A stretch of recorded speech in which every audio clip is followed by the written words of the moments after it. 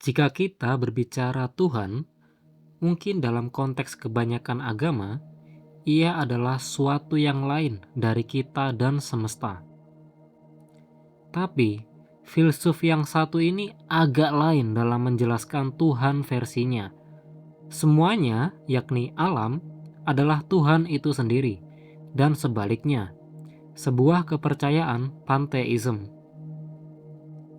Baruch Spinoza, filsuf kelahiran Amsterdam, Belanda di pertengahan abad ke-17. Ia merupakan seorang keturunan Yahudi Portugis yang cukup berada secara ekonomi. Ia juga dikenal menekuni bidang sains dan matematika, khususnya geometri. Sehari-harinya untuk memenuhi kebutuhan harian, ia menjalankan profesi sebagai tukang lensa, yang nantinya lensa-lensa buatannya digunakan untuk teleskop, mikroskop, dan peralatan lainnya pada masa itu. Ada suatu masa di hidupnya ketika ia mengubah namanya menjadi Benedict Spinoza, meninggalkan nama Yahudinya. Barangkali karena pandangannya tentang Tuhan yang dipandang menyesatkan pada saat itu. Dalam kurun waktu ini, ia juga diasingkan dari komunitasnya dan kemudian berpindah di The Hague. Di dalam karyanya berjudul Ethics inilah ia membahas Tuhan versinya. Katakanlah, jika Tuhan adalah atau bersifat infinite atau tidak terbatas, maka tidak ada suatu hal yang bukan Tuhan. Jika ada suatu hal yang bukan Tuhan, maka akan membatalkan definisi itu sendiri. Maka kita semua dan seluruh alam ini, baik yang dapat kita lihat dan rasakan maupun yang tidak, adalah bagian dari Tuhan itu sendiri. Apabila Tuhan dalam versi agama kebanyakan memiliki sifat penyayang dan pengasih kepada makhluknya, maka tidak dengan versi Spinoza. Baginya, Tuhan tidak memiliki sifat yang personal yang seolah-olah sama dengan manusia. Tentu saja, kedua pandangannya ini sangat ditentang pada masa itu, agak lain dan menyesatkan. Mungkin itulah yang ada pada benak para agamawan terhadap Spinoza.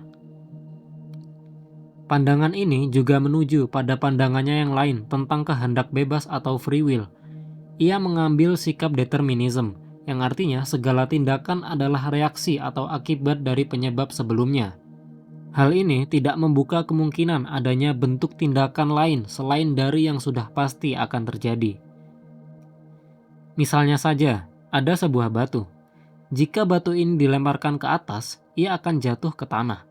Jika saja batu dapat berpikir seperti manusia, ia barangkali akan berpikir jika dirinya menentukan sendiri arah di mana ia jatuh. Padahal yang sebenarnya terjadi pada dirinya adalah ditentukan oleh gravitasi dan kekuatan lemparan yang sudah ada sebelumnya. Demikianlah manusia. Banyak sekali faktor yang berperan sebagai penyebab yang telah ada tanpa kita menyadarinya. Seolah-olah kita dapat mengendalikan segalanya, padahal tidak demikian. Kendati demikian, Spinoza katakanlah sedikit percaya pada kehendak bebas. Ada semacam celah kecil untuk kita bertindak secara aktif. Hal demikian bisa kita lakukan jika kita memahami penyebab-penyebab tadi.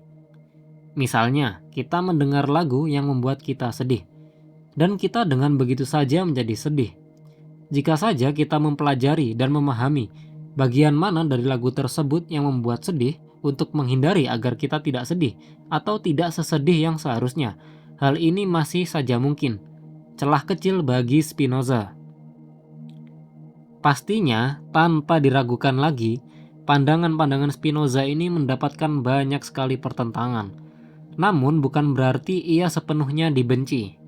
Justru, ada beberapa tokoh yang cukup terkenal yang mengagumi dan barangkali membenarkan serta meyakini Tuhan versinya, seperti sastrawan Inggris George Eliot dan fisikawan paling dikenal namanya Albert Einstein.